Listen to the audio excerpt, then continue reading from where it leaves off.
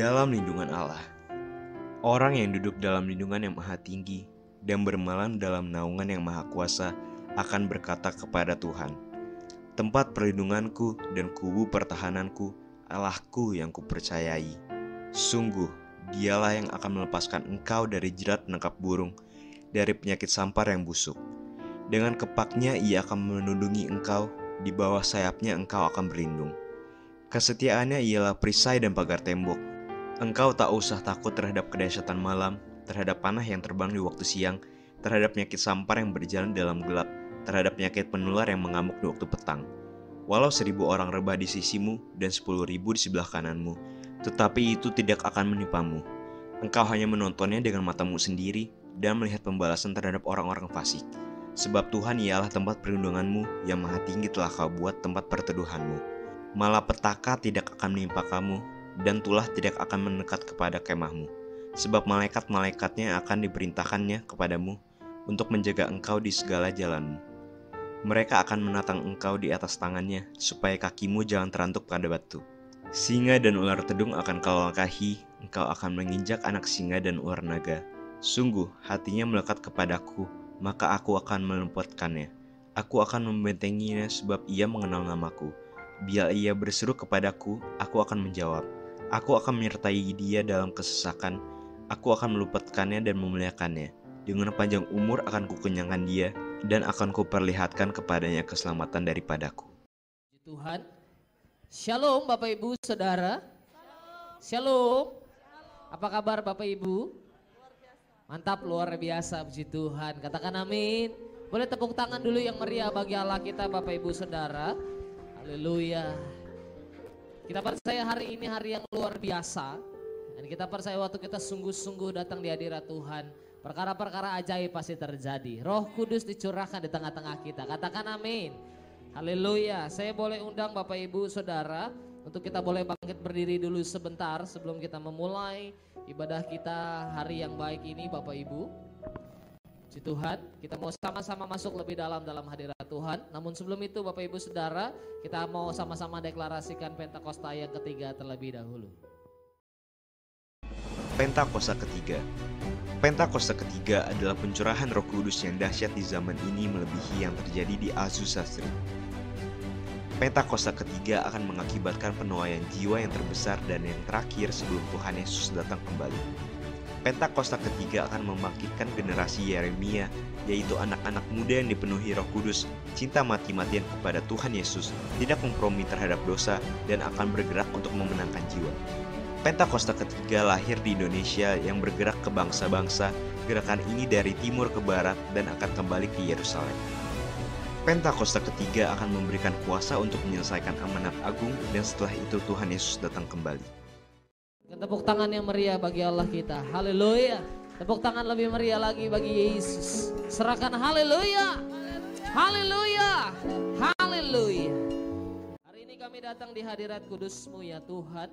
Kami mau bawa setiap kehidupan kami mau bersorak-sorai, kami mau memuji, kami mau menyembah Tuhan Allah kami yang hidup. Karena pribadi Tuhan yang ajaib dan dahsyat buat kami. Hari ini curahkan Roh Kudus-Mu di tengah-tengah kami. Dan kami percaya mujizat, terobosan pasti terjadi. Waktu kami angkat tangan kami percaya Roh Kudus bekerja. Penuhi ruangan ini dengan kuat kuasa-Mu ya Tuhan. Biar sukacita sorga memenuhi setiap kami. Dalam nama Tuhan Yesus kami berdoa siap memuji-muji Tuhan. Sama-sama katakan amin. Berikan tepuk tangan meriah bagi Allah kita. Serahkan haleluya. Mari bersorak-sorai memuji Tuhan. Sebab anggur baru Tuhan curahkan di tengah-tengah kita. Katakan amin.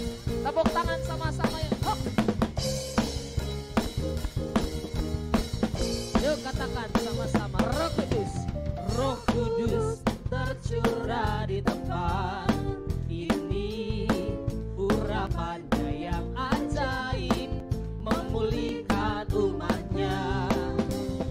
Roh Kudus tercurah bagi gerejanya, membangkitkan umat pilihannya. Katakan sama-sama hari ini. Hari inilah harinya Tuhan, saat pembebasan tiba.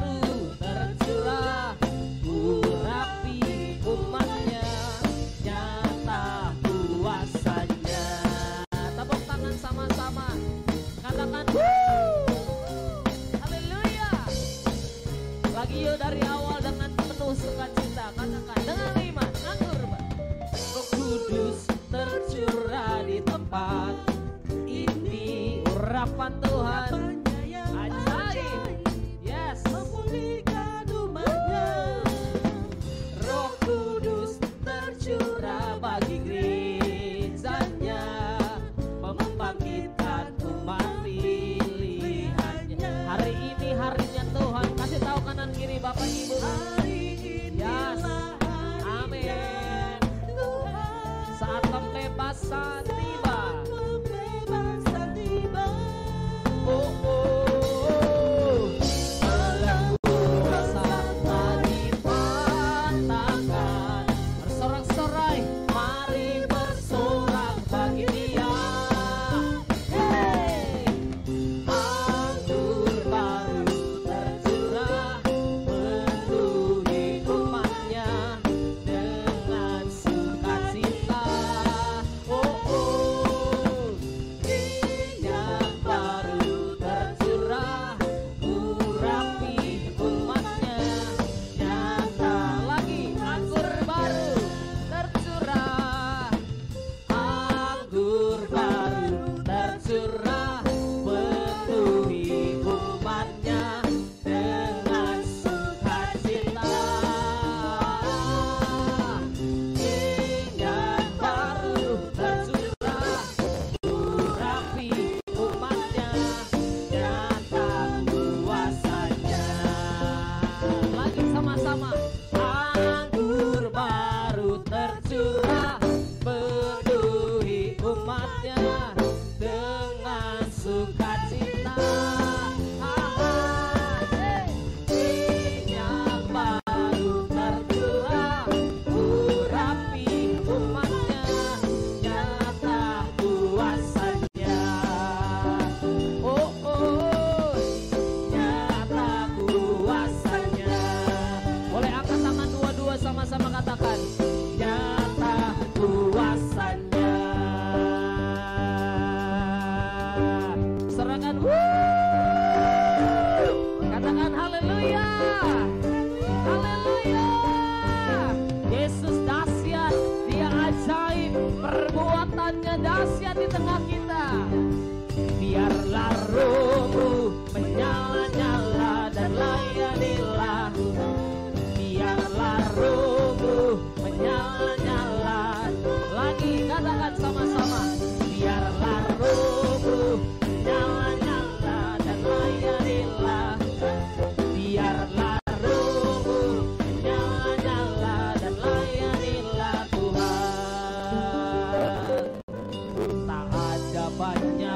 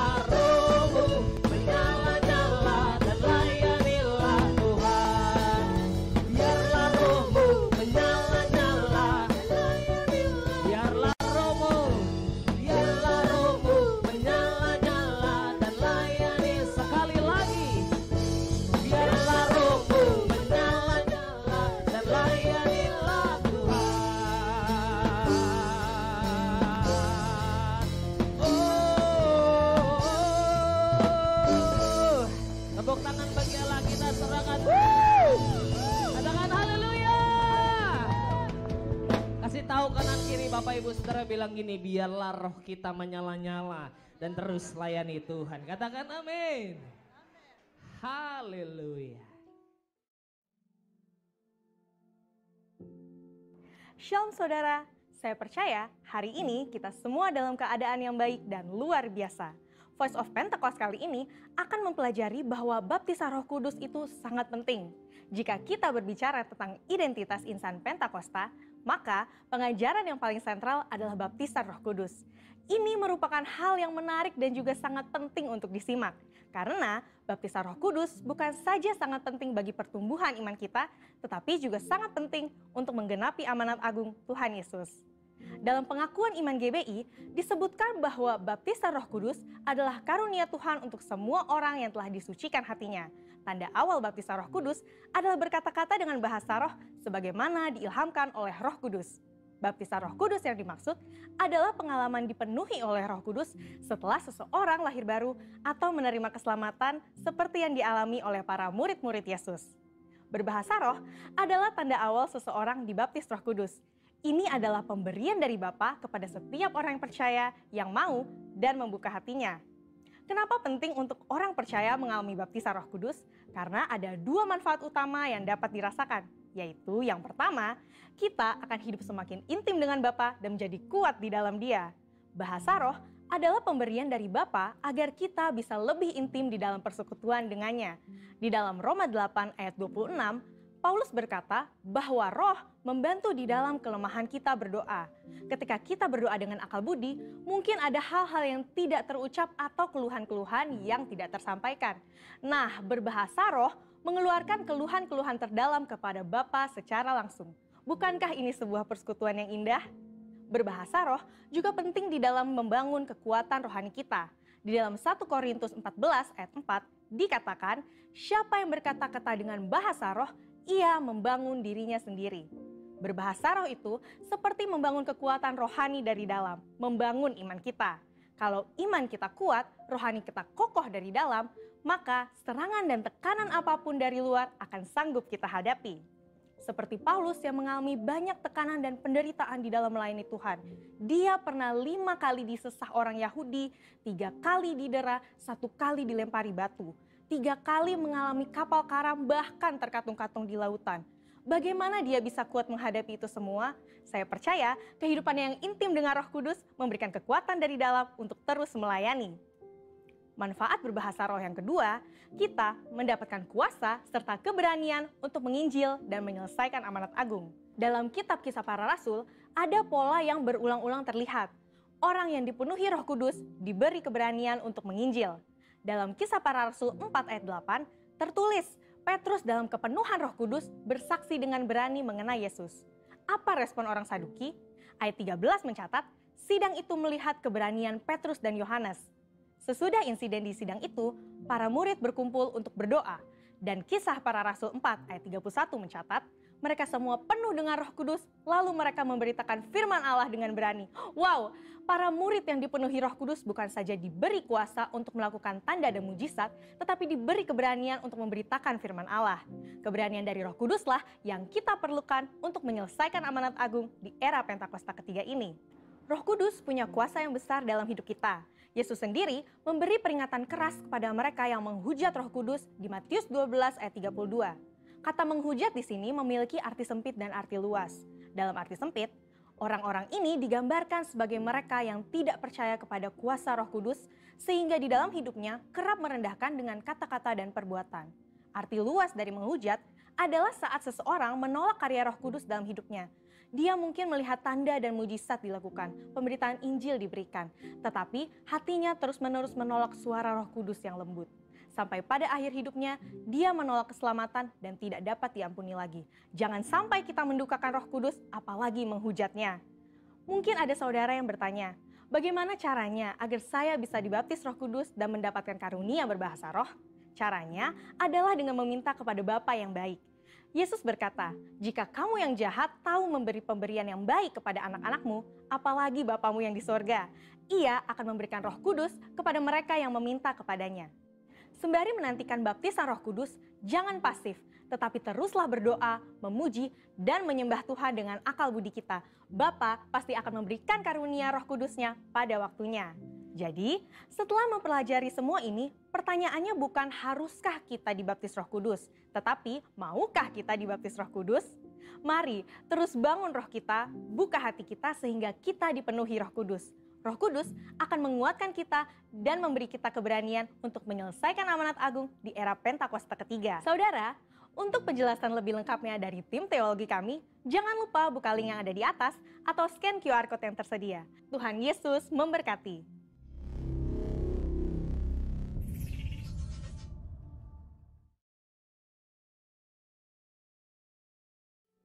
Tuhan yang baik, terima kasih buat segala kebaikan-Mu dalam kami. Kami boleh ngalami Tuhan, kami boleh nikmati Tuhan hari ini.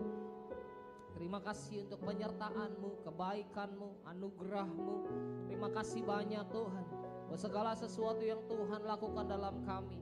Hari ini kami boleh ada di tempat ini, kami boleh ada untuk menyembah Tuhan, kami boleh ada untuk memuji Tuhan. Satu kesempatan yang baik yang kami gak pernah mau tinggalkan Tuhan. Karena kami percaya dalam Tuhan perkara ajaib pasti terjadi. Kami percaya dalam Tuhan Engkau sanggup lakukan segala sesuatu yang besar. Terima kasih untuk kebaikan-Mu, terima kasih buat anugerah-Mu Tuhan. Terus nyatakan kebaikan-Mu dalam kami. Kami mau bawa hidup kami sebagai korban syukur kepada Tuhan. Biarlah apa yang kami tabur hari ini, lewat pujian kami, lewat penyembahan kami, lewat syukur kami, Tuhan semua jadi harum, indah di hadapan-Mu. Tuhan terima kasih, hari ini kami mau memberi dengan penuh ucapan syukur lewat setiap kehidupan kami yang mengasihi Engkau. Terima kasih Bapa, terima kasih banyak. Dalam nama Yesus kami berdoa. Haleluya. Sama-sama katakan amin. Haleluya. Sambil naikkan pujian ini bersama-sama. Terima kasih Tuhan. Terima kasih. Terima kasih. Terima kasih. Haleluya. Yes. Yesus kemuliaan.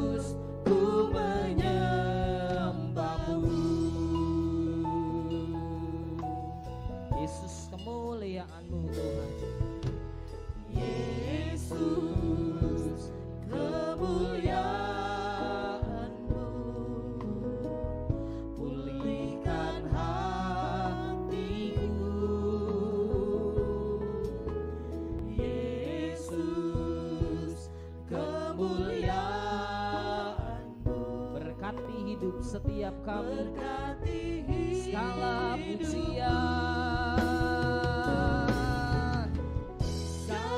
pujian syukur bagimu. Kau hadir dalam hidupku, kini ku datang sujud di hadapanmu.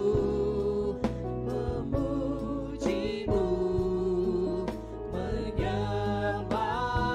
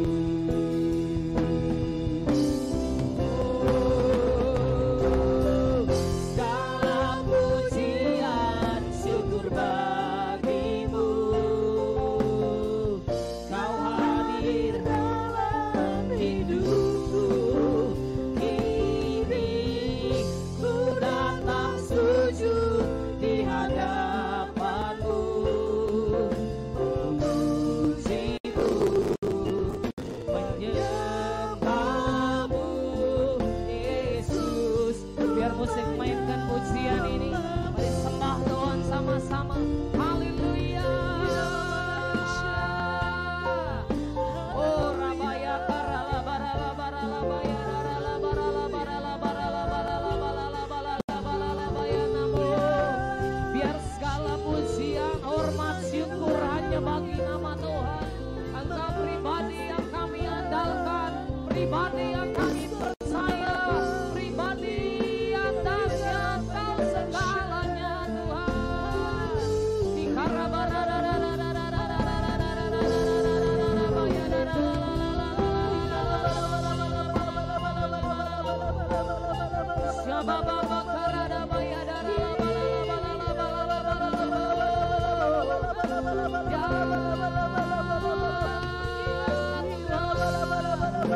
Thank you Jesus, thank you Jesus, thank you Jesus, thank you Jesus.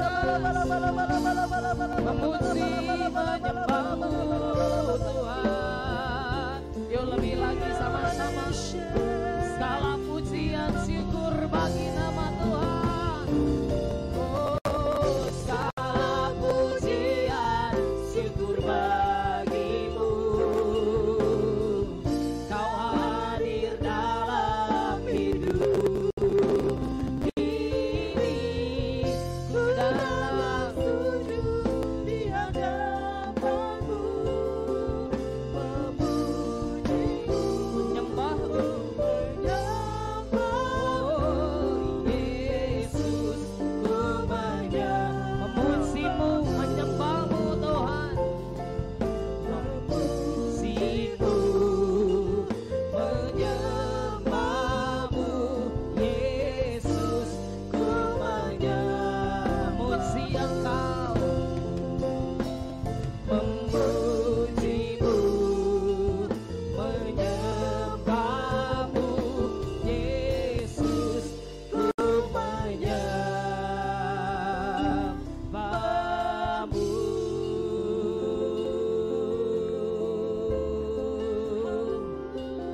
Menyembah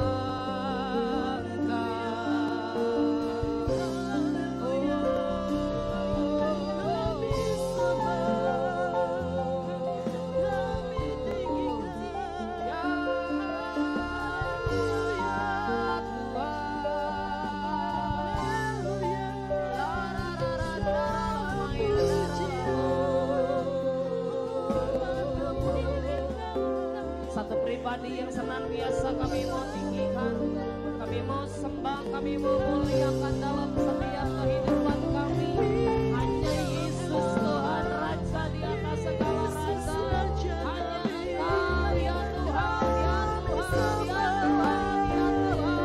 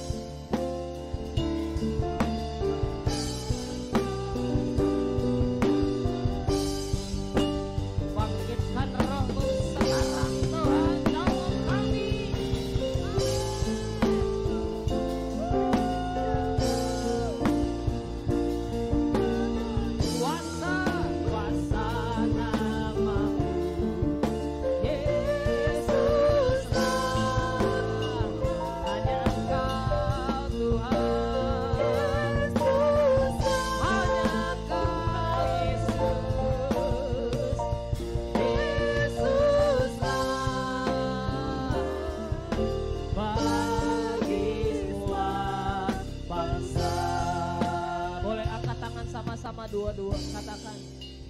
Nyatakan kemuliaan-Mu di tempat ini ya Tuhan. Allahku, beriku belas kasih-Mu. Amin. Yes, Lord. Bangkitkan Roh-Mu di dalamku. Nyatakan kuasa-Mu, nyatakan kuasa nama-Mu. Yesuslah.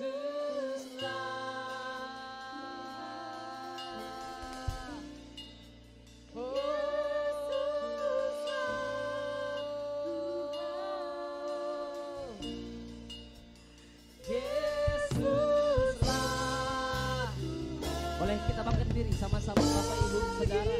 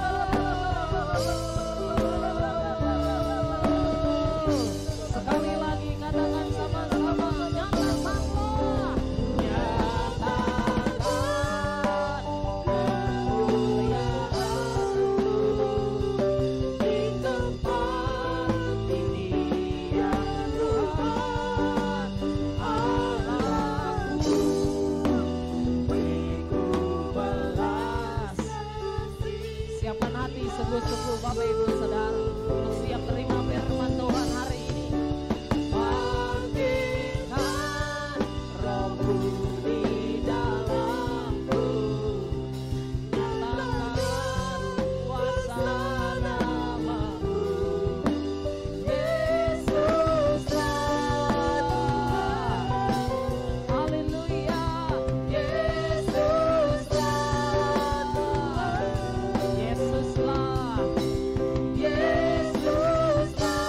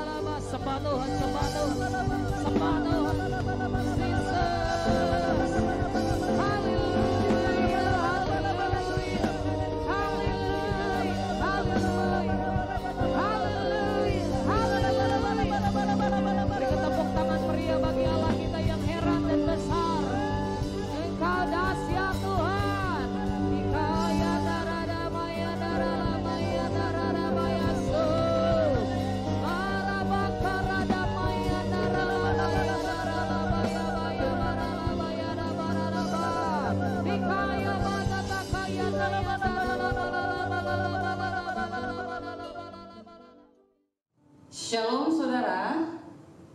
Hari ini kita merayakan hari Pentakosta atau pencurahan Roh Kudus, yaitu 10 hari sesudah Tuhan Yesus terangkat ke surga. Oleh karena itu saudara, saya mengucapkan selamat merayakan hari Pentakosta untuk kita semua. Khotbah saya hari ini saya beri judul Kuasa Pentakosta. Untuk itu saudara, mari kita satu dalam doa. Haleluya, haleluya.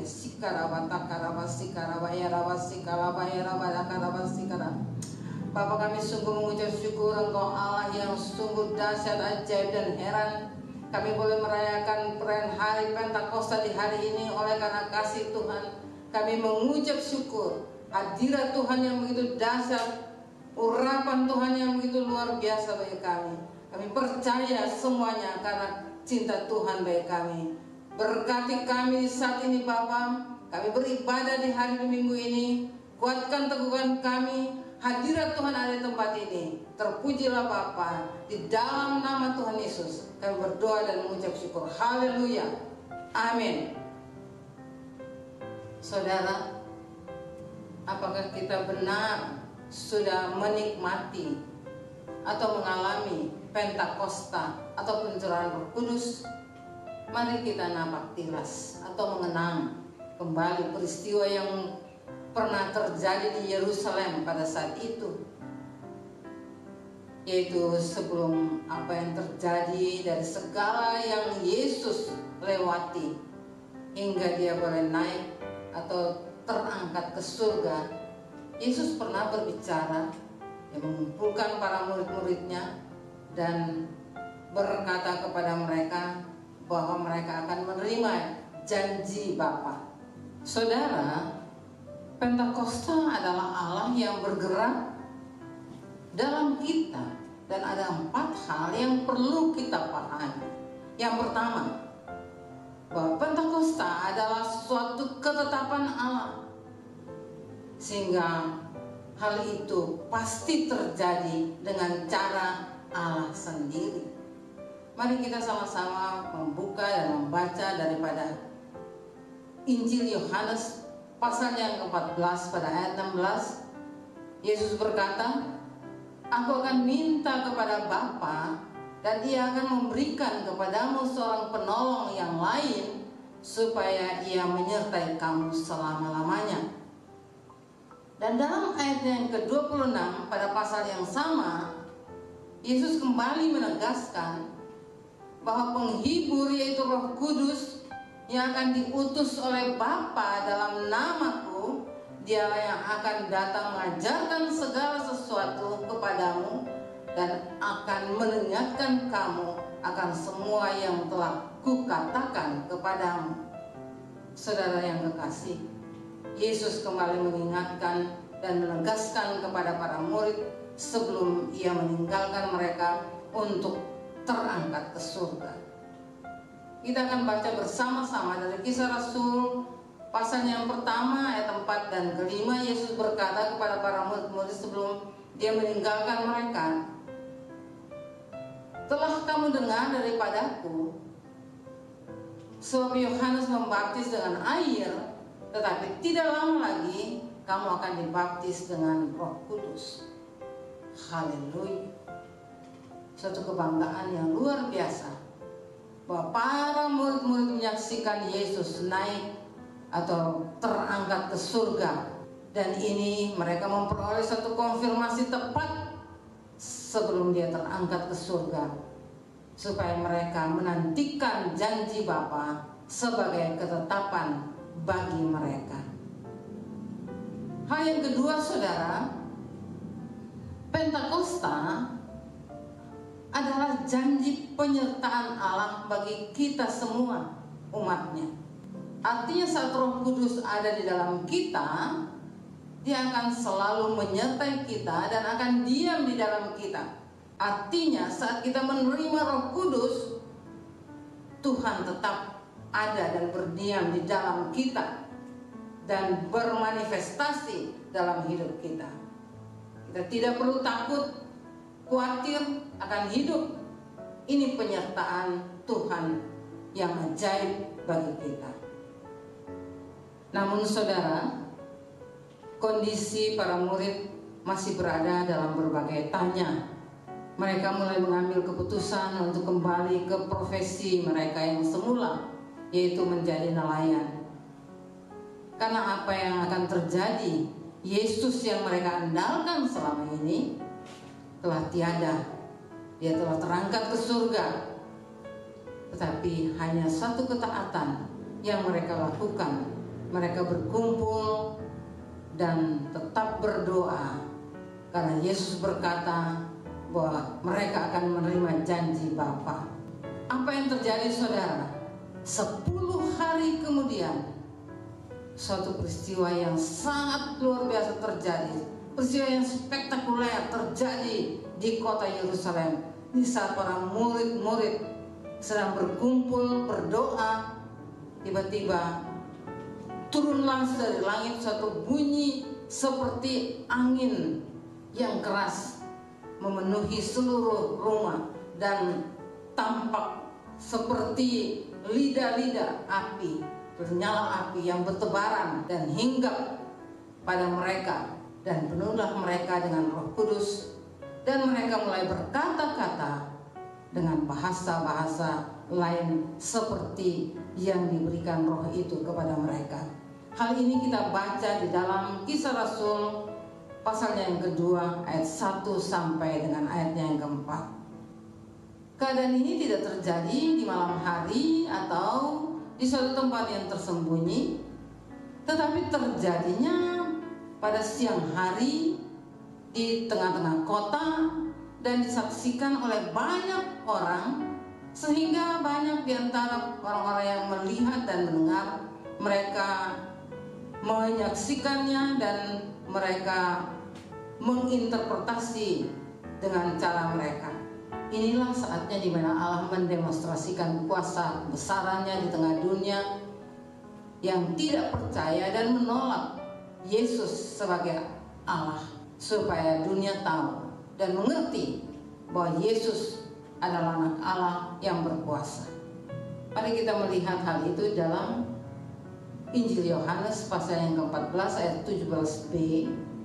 Dikatakan, tetapi kamu mengenal Dia, sebab Ia menyertai kamu dan akan diam di dalam kamu. Amin. Hal yang ketiga saudara yang perlu kita perhatikan mengenai kuasa Pentakosta, yaitu Pentakosta berarti Allah memberi kuasa. Mari kita baca sama-sama dalam Kisah Rasul pasalnya yang pertama ayat 8, berbunyi, tetapi kamu akan menerima kuasa kalau Roh Kudus turun ke atas kamu, dan kamu akan menjadi saksiku di Yerusalem dan di seluruh Yudea, di Samaria, dan sampai ke ujung bumi. Apakah kita tidak ingin menerima kuasa? Setiap orang pasti ingin menerima kuasa, apalagi kuasa itu berasal dari Allah sendiri. Apa yang terjadi saat itu saudara? Petrus yang telah penuh dengan Roh Kudus bangkit dan mulai berkhotbah dengan berani. Hasilnya saudara, orang-orang yang menerima perkataannya, mereka meminta dibaptis. Mereka berjumlah kurang lebih 3.000 jiwa. Terjadi satu kegerakan pertobatan yang luar biasa pada saat Petrus berkhotbah. Saudara, bagaimana cara Roh Kudus bekerja? Mari kita baca bersama-sama dalam Injil Markus pasalnya yang ke-16 ayat 17 dan sampai ayat 18. Saya akan baca untuk kita semua. Tanda-tanda ini akan menyertai orang-orang percaya. Mereka akan mengusir setan demi namaku. Mereka akan berbicara dengan bahasa-bahasa yang baru bagi mereka. Mereka akan memegang ular, dan sekalipun mereka minum racun maut, mereka tidak akan mendapat celaka. Mereka akan meletakkan tangannya atas orang sakit dan orang itu akan sembuh. Haleluya. Hal yang keempat, saudara, tentang kuasa Pentakosta. Pentakosta akan membuat kita menjadi saksi Allah yang akan bergerak sesuai dengan dorongan kuasa roh itu. Apa yang terjadi saat Petrus berkhotbah dan kuasa yang menyertai para murid itu telah menyebabkan lahirnya gereja. Jadi pada saat Roh Kudus dicurahkan, bangkit gereja-gereja Tuhan di mana-mana. Karena ada yang bersaksi tentang Kristus. Pentakosta membuat kita menjadi saksi Allah yang akan bergerak sesuai dengan dorongan kuasa roh itu, yang telah bersaksi kepada dunia sampai Tuhan Yesus akan datang kembali. Kita perhatikan apa yang dikatakan Yesus kepada perempuan Samaria di tepi sumur dalam Injil Yohanes pasalnya yang keempat ayat 23-24, bahwa saatnya akan datang dan sudah tiba sekarang, bahwa penyembah-penyembah benar akan menyembah Bapa dalam roh dan kebenaran, sebab Bapa menghendaki penyembah-penyembah demikian. Allah itu roh, dan barang siapa menyembah Dia harus menyembahnya dalam roh dan kebenaran. Yesus sendiri menganjurkan kita menyembah Dia, menyembah Allah dalam roh dan kebenaran, karena Allah adalah roh. Gereja Tuhan harus bergerak dalam roh, karena hal itu akan menyebabkan gereja bersaksi dan menyatakan pribadi Yesus bagi dunia ini. Saudara, peristiwa Pentakosta tidak hanya terjadi saat itu. Sejarah gereja membuktikan bahwa pada tahun 1906 di Amerika Serikat, di Azusa Street, dengan seorang hambanya yang bernama William Seymour, sehingga itu membuat terjadi kegerakan kuasa Allah yang luar biasa di Amerika. Banyak orang mengalami pertobatan, dijamah Roh Kudus, dan penginjilan yang terjadi besar-besaran di benua Amerika.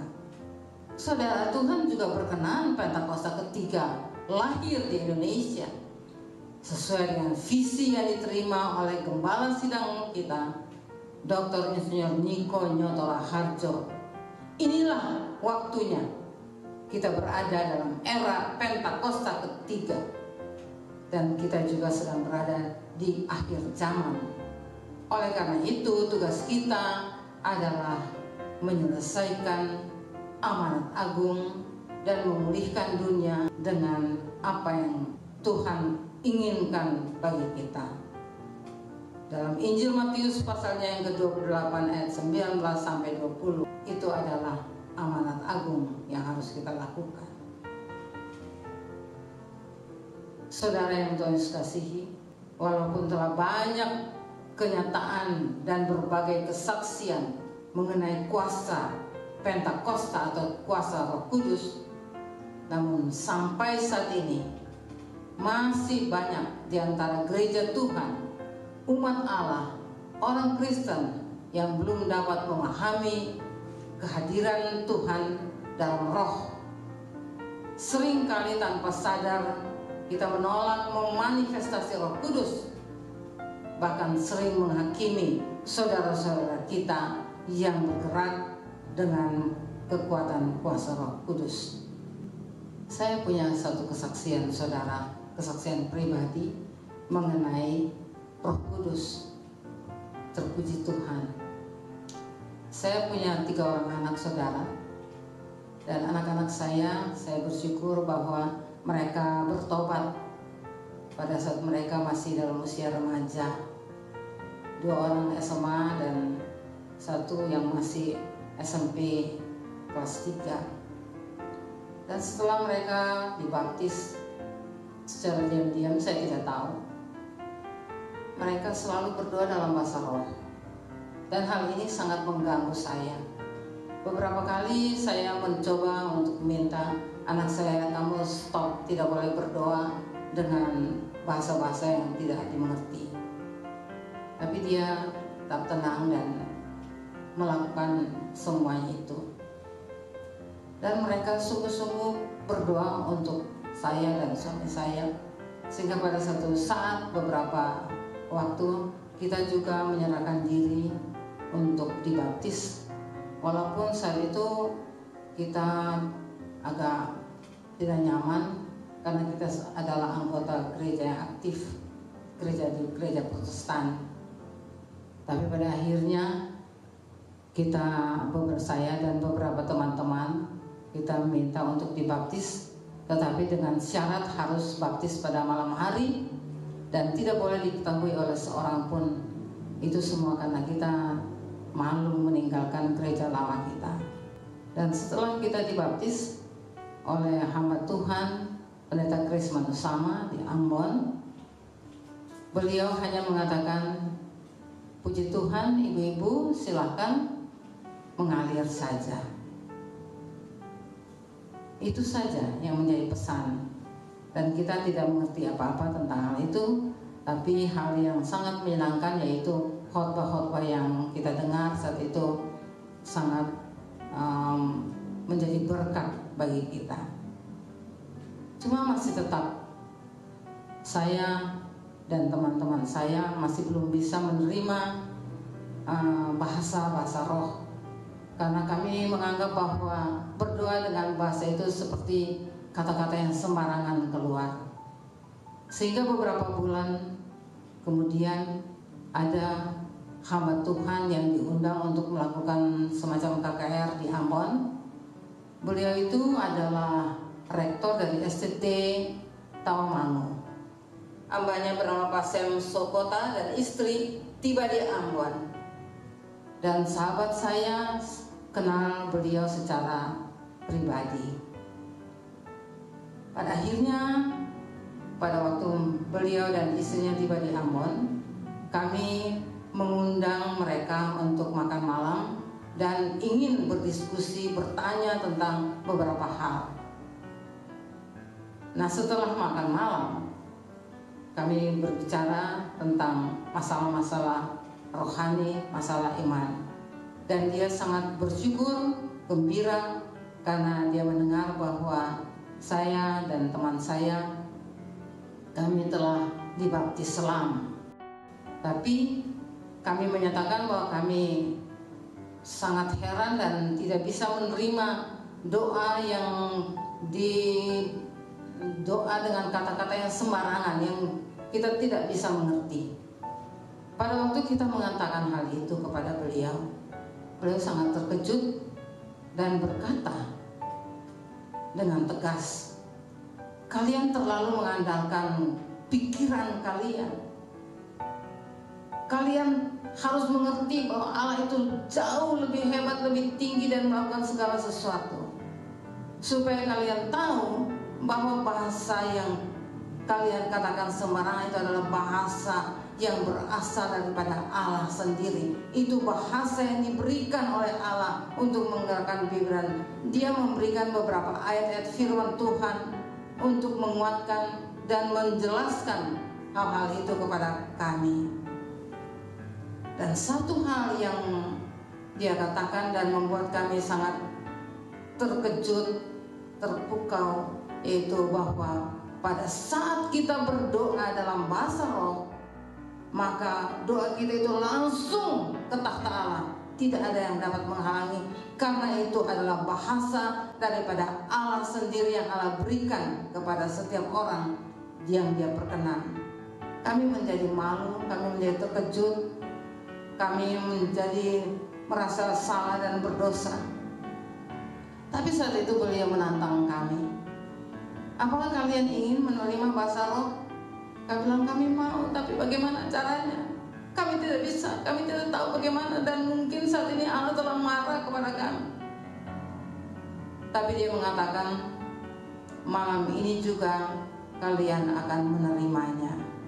Sesudah mengatakan hal itu, saudara, beliau mulai mengatakan bahwa mari kita bernyanyi, memuji, menyembah Allah.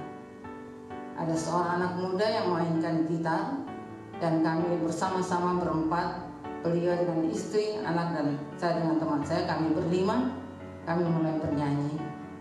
Dan kurang dari 10 menit, saudara, Saat itu kita sama-sama menyanyi. Saya mendengar bahwa beliau telah bernyanyi dalam bahasa roh. Dan saat itu tiba-tiba dalam pemandangan saya melihat ada satu, saya melewati kayak beberapa gunung yang indah, hijau. Dan tiba-tiba saya melihat di depan saya itu pemandangan yang luar biasa. Itu satu paparan kembang yang bermacam-macam, beraneka warna dan indah sekali. Dan itu membuat saya terkagum-kagum. Dan pada saat saya terkagum, keluar dari bibir mulut saya beberapa bunyi atau kata-kata yang seperti itu, kata-kata kekaguman saya itu terus menerus. Kita selesai dengan doa, dan tiba-tiba beliau dan istrinya memberi tangan, berjabat tangan dengan saya, dan mereka mengatakan, "Selamat, kamu sudah menerima karunia bahasa roh." Saya bilang, "Bagaimana? Yang mana? Apa yang sudah saya lakukan?" Dan mereka bertanya, "Apa yang tadi kamu rasakan? Apa yang tadi kamu lihat?" Dan saya mengatakan kepada mereka, pada waktu kita bernyanyi berdoa, saya sadar, saya ada. Tetapi penglihatan saya itu seperti saya melewati beberapa gunung-gunung yang indah. Dan di depan saya terhampar satu pemandangan yang luar biasa. Itu penuh dengan kembang-kembang beraneka warna.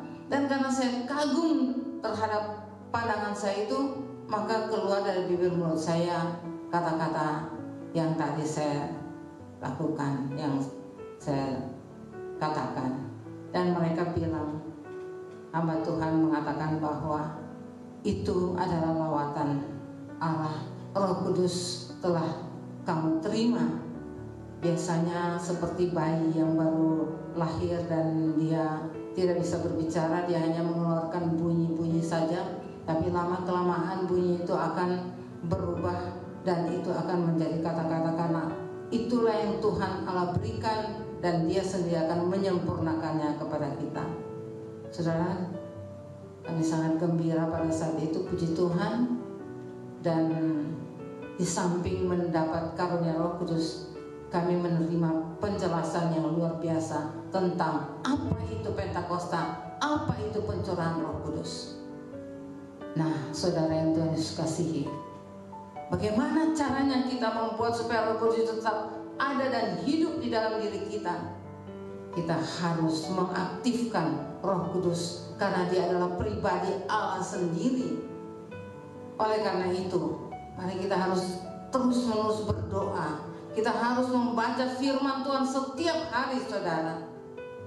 Kita juga harus tetap ikut dalam persekutuan-persekutuan seperti di gereja kita itu ada KUL, supaya kita bisa saling membantu, saling membangun, memberikan pengajaran, pemuritan, dan kita saling menjaga supaya kehidupan rohani kita tetap bernyala-nyala.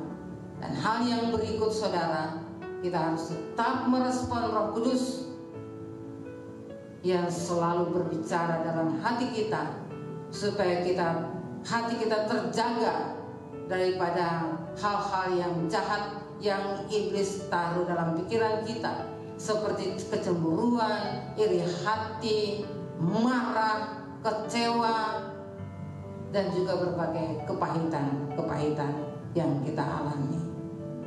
Nah, saudara, saya percaya bahwa Pentakosta yang kita rayakan hari ini memiliki suatu kekuatan dan kuasa yang luar biasa, teristimewa di rayuan kita, yang 10 hari kita sungguh-sungguh mencari Tuhan. Setiap hari kita berdoa, kita berpuasa, kita memuji, kita menyembah. Tuhan memperhatikan segala sesuatu bagi kehidupan gereja kita saat ini. Karena kuasa Pentakosta, yaitu kita harus menyelesaikan amanat agung. Dan ketahuilah, saudara, bahwa kuasa Pentakosta membangkitkan iman kita dan mengembangkan pekabaran Injil yang luar biasa. Injil adalah kekuatan Allah. Kuasa Pentakosta menyatakan dan membuat mujizat, terjadi gerakan pertobatan melanda dunia. Kuasa Pentakosta membuat kita menjadi dan mampu menyembah Allah dengan benar. Dan kuasa Pentakosta membuat kita menjadi ciptaan yang baru. 2 Korintus 5 ayat 17 mengatakan, jadi siapa yang ada di dalam Kristus, ia adalah ciptaan baru. Yang lama sudah berlalu, sesungguhnya yang baru sudah datang. Inilah kuasa Pentakosta. Saudara yang kekasih, apabila sampai saat ini saudara belum mengalami dan menerima pencurahan Roh Kudus, saya minta saudara buka hati, angkat tangan saudara, dan minta di dalam nama Yesus. Bapa, aku rindu mengalami berkat curahan Roh Kudus. Saat ini penuhi aku dan kuasa pencurahan. Inilah waktunya, inilah harinya Tuhan. Jangan biarkan aku. Kiranya berkat Pentakosta yang kita peringati hari ini akan mengalir bagi kita semua, saudara saya dan semua orang. Haleluya. Amin. Mari kita satu dalam doa. Bapa yang baik, Tuhan Yesus, kami sungguh mengucap syukur bahwa Engkau sendiri telah berkata-kata kepada kami saat ini. Kami mengucap syukur bahwa kami boleh merayakan hari pencurahan Roh Kudus Pentakosta. Kami percayakan janji-janji Allah. Kami percaya bahwa saat ini Tuhan sedang mencurahkan Pentakosta untuk kehidupan kita. Kami tidak dapat berjalan sendirian tanpa kuasa Roh Kudus. Urapi kami, jamah kami. Bagi mereka yang belum menerima, kiranya Tuhan sendiri akan membuka hati mereka kerinduan untuk menerima kuasa-Mu. Terima kasih Bapa, hamba sudah selesai, tapi Tuhan, kuasa-Mu tetap bekerja saat ini dan seterusnya. Hanya di dalam kuasa dan otoritas-Mu kami mengucap syukur. Haleluya. Amin.